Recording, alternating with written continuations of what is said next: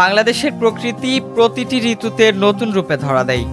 এই বৈচিত্র্যময় প্রকৃতির একটি নয়াভিরাম রূপ দেখা যাচ্ছে চট্টগ্রামের আনোয়ারা উপজেলায় অবস্থিত রাষ্ট্রায়ত্ত সার কারখানা CUFL সড়কে। প্রায় ২৫০ কিলোমিটার দীর্ঘ এই সড়কের দুপাশে ফুটেছে হলুদ সোনালু ও রক্তিম কৃষ্ণচূড়া ফুল, যা রীতিমতো এক ফুলের রাজ্যে পরিণত হয়েছে।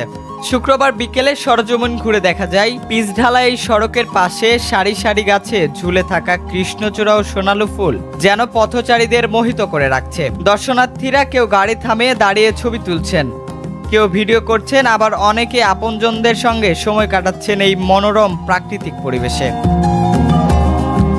দর্শনার্থীরা বলেন, অনেকদিন পর প্রকৃতির এমন রূপ দেখে মনটা জুড়িয়ে গেল। কৃষ্ণচূড়ার সোনালুর সমাহারে রাস্তার সৌন্দর্য যেন স্বর্গীয় কোনো দৃশ্য। কৃষ্ণচূড়া ফুলের আসলে বলার অনেক কিছুই আছে। সিজন আসলেই এই কৃষ্ণচূড়া আমাদের এই CFL রোডটার সৌন্দর্য দ্বিগুণ বাড়িয়ে দেয়। দর্শনার্থীরা প্রচুর আসে, ছবি তুলতে আসে, পছন্দ করে, ভালোবাসে। আজকে বিকাল টাইমে আমরা বন্ধুদেরকে নিয়ে বন্ধের সময় ঘুরতে আসলাম। বছরের ন্যায় এই CFL এই রোডে আপনার ফুল ফুটে সবসময়। CUFL সড়কের পাশে দেখা যাচ্ছে আরো করবীর মতো রঙিন ফুলের গাছ।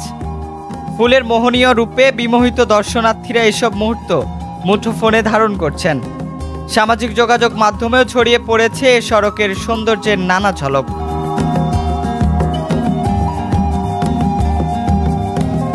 চট্টগ্রামের আনোয়ারা উপজেলা থেকে আতিকুল হামিমের তথ্যচিত্রে আশরাফুল অন্তর, ধূমকেতু নিউজ।